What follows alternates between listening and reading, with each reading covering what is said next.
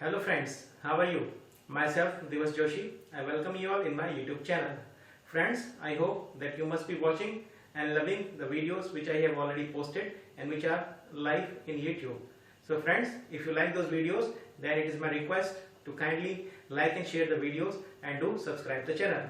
So friends, today my topic for the day will be flash steam. As you can see in the board, flash steam. So let's see what is a flash steam. So in this topic we will be covering number one, what is flash steam, and the second part will cover what is the use of this. So what is flash steam? So friends, when condensate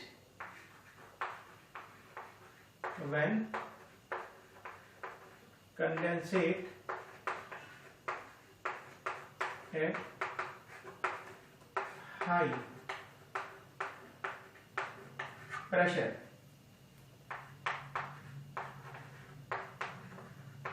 is released at low pressure,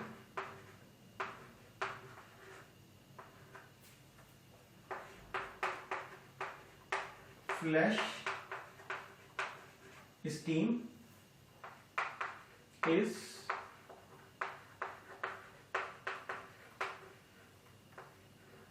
generated. So friends, what is condensate over here? This condensate is nothing but it is water. Generally in boiler what happens? In boiler generally feed water is entering and then steam is getting formed from this feed water by absorption of heat energy from the fuel. Then this steam goes through the process where heat energy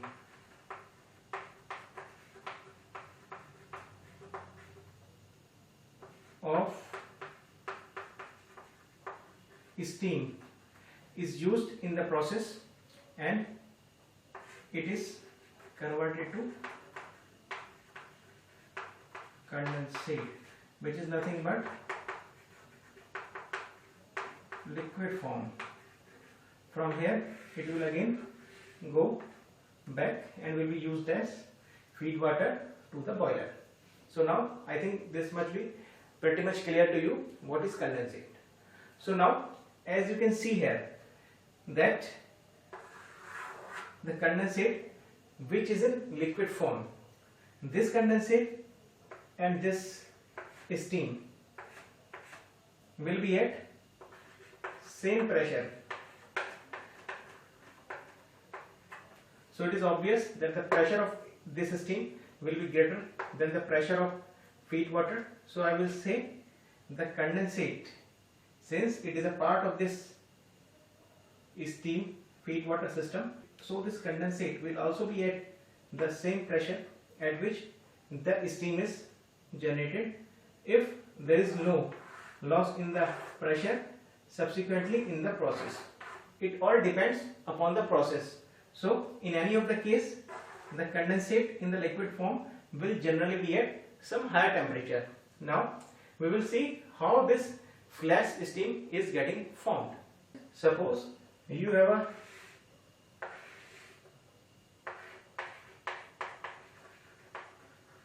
a steam system, suppose at 8 bar pressure. So the steam will flow through this line, and suppose after rejection of its heat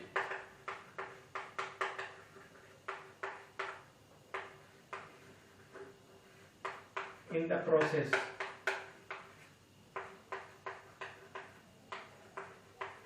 finally it is getting converted to condensate. condensate at 8 bar pressure. Now I am assuming, just for the sake of explanation, that at 8 bar pressure, saturation temperature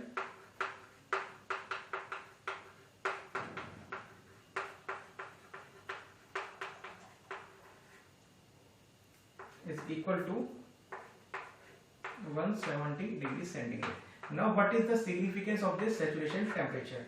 If you recall my various videos where I have told you so many times that the saturation temperature is the temperature at which liquid starts boiling, which directly means that up to the saturation temperature the liquid will remain, or the water will remain in liquid phase, you can say, and thereafter the phase conversion of the liquid or water to water vapor starts.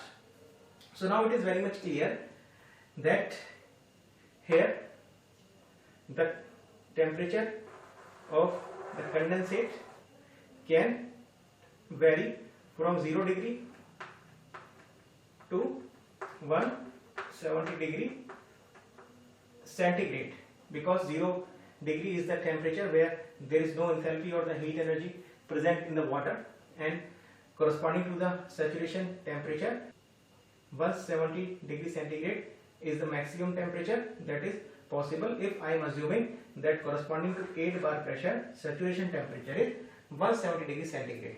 Now I have told you one more thing, that the enthalpy of water in kilocalorie per kg is equal to the value of temperature in degree centigrade at that point. So the enthalpy of the water at 170 degree centigrade temperature will be enthalpy of water at 170 degree centigrade will be equal to 170 kcal per kg. Now this is also known as liquid enthalpy.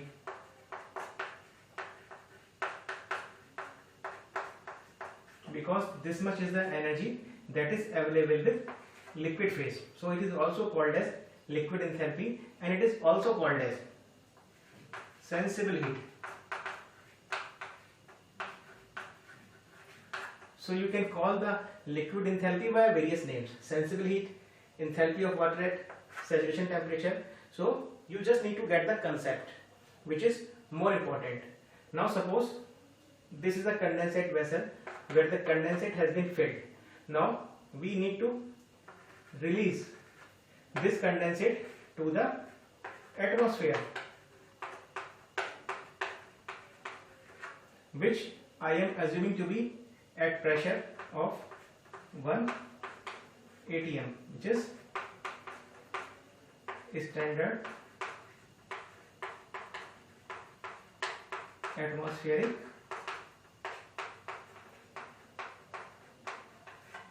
pressure. 1 atm, that is standard atmospheric pressure. Now what will happen as the condensate moves from this vessel towards the atmosphere? That is, if the condensate is released from a high pressure region to a low pressure region, so we will see what happens. So I am again drawing the boundary of the vessel.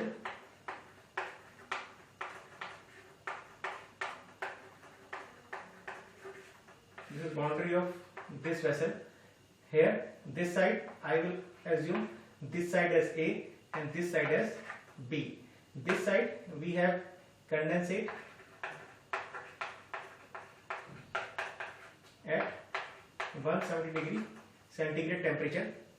So energy will be equal to 170 kcal per kg. This side, when the condensate will move, we have 1 atm pressure, and corresponding to 1 atm pressure, the saturation temperature, as you all know, is 100 degree centigrade, and with reference to 100 degree centigrade temperature, the enthalpy or the heat content that will be available in water will be 100 kilocalorie per kg. This means at this side of the vessel, which is A side, the amount of energy in 1 kg of water can be 170 kilocalorie. But if you see here, since the saturation temperature is 100 degrees centigrade, or I can say the maximum amount of heat energy that water can hold in its liquid phase will be 100 kilocalorie per kg. Now it is very much clear, if this condensate is moving from this side to this side, in this side liquid can only hold 100 kilocalorie of heat energy in 1 kg of its weight, whereas here the liquid is holding 170 kilocalorie energy per kg of its weight. This means for 1 kg of liquid, the extra energy, what will be the extra energy? 170 minus 100, that is equal to 70 kcal. So this much energy, 70 kcal energy, will be released when the condensate moves from this A point to this B point, and it will retain only 100 kilocalorie of energy per kg of its weight. Now what will happen? This extra energy, 70 kilocalorie, which is released here in this side where the pressure is 1 atmosphere, what will this excess energy do? So this 70 kilocalorie of heat energy will convert some of the liquid which is available here, that is on B side, to its vapor phase. So now we will calculate how much water will get converted into steam. Now it is very clear that this excess energy will convert some of the water which is available here into steam. So the steam thus formed is nothing but is called as flash steam. So you can see, if a high pressure condensate is released to a low pressure side, then accordingly the excess energy which will be created will again convert some of the water or the liquid at the low pressure side to its steam phase by absorbing the latent heat of vaporization corresponding to the pressure of the lower pressure side. So thus the flash steam comes into picture. So how much steam will be generated? Suppose I am considering 1 kg of condensate. So how much energy this 1 kg of condensate is having at A side? As I have already told you, 170 kcal. And how much is the energy of 1 kg of condensate at B side? 100 kcal. This side is at 1 atmospheric pressure. This is at 8 bar. So I know that latent heat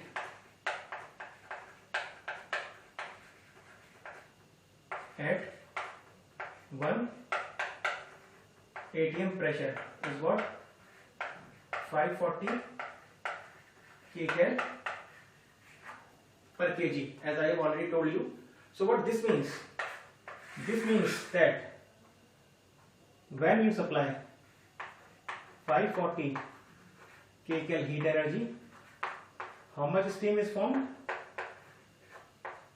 1 kg steam will be formed. Now by applying the unitary method, if you supply 1 kilocalorie of heat energy, then steam formed will be equal to 1 upon 540 kg. Now when 70 kcal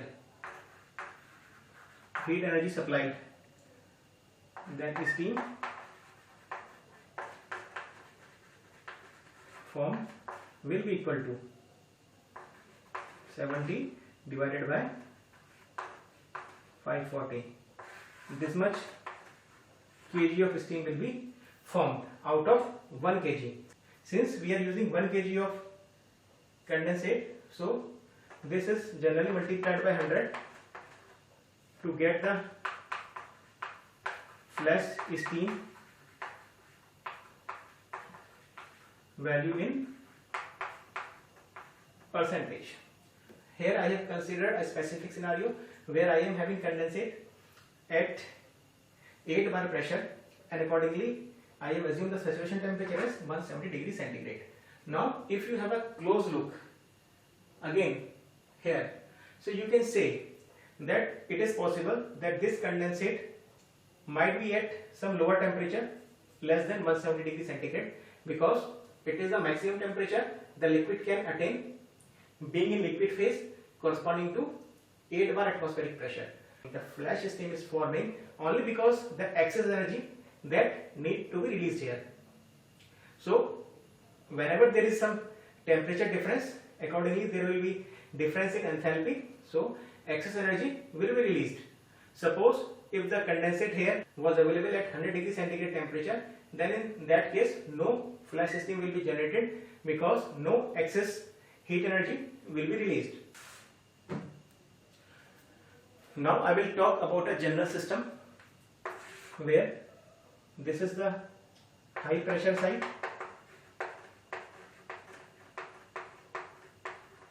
and this is the low pressure side. It is not always happens that condensate is released to the atmosphere. So suppose we are having high pressure side, this is low pressure side. So here this is the sensible heat which was 170 kilocalorie per kg in the case I explained. This is the lower pressure side. The sensible heat as per the pressure corresponding to the low pressure side is H2, and suppose S2 is the latent heat of vaporization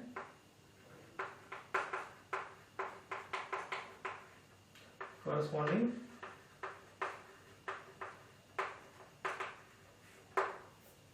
to low pressure side. Now as per the concept which I have already told you, as the condensate will move from this side to this side, the excess energy will be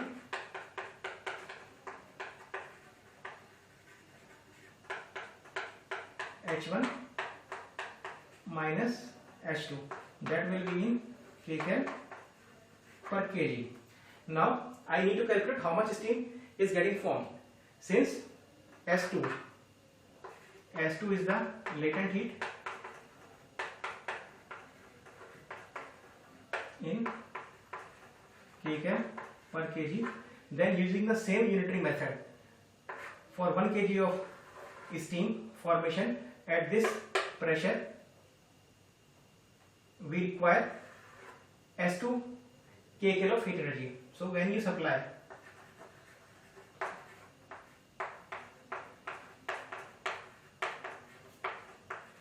S2 amount of heat energy, then 1 kg steam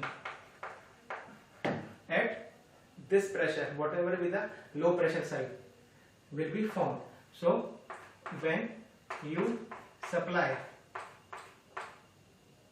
1 kcal heat, so 1 upon S2 kg steam will be formed. So when you supply how much energy? H1 minus H2. When you supply H1 minus H2 heat energy,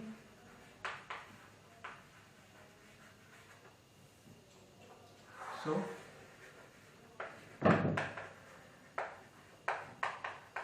steam formed will be given as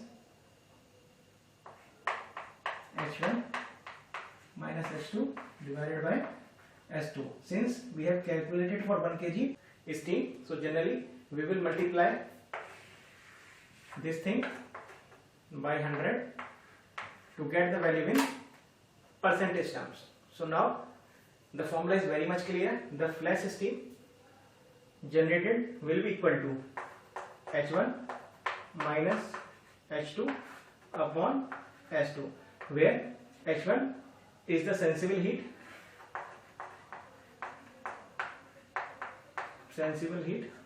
of higher side pressure, H2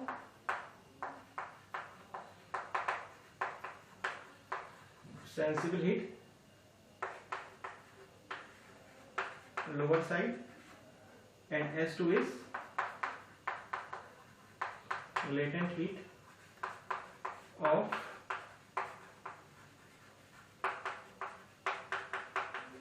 vaporization corresponding to lower side. Now what is the use of flash steam? Suppose now in a process where I am working, I require some steam generally at some lower pressure, not at that pressure where the main steam is generated by the boiler. So by using this technique of generation of flash steam, I can generate the flash steam is being generated at 8 bar pressure, and I require in my process another steam which will be at, assume, 1 bar pressure.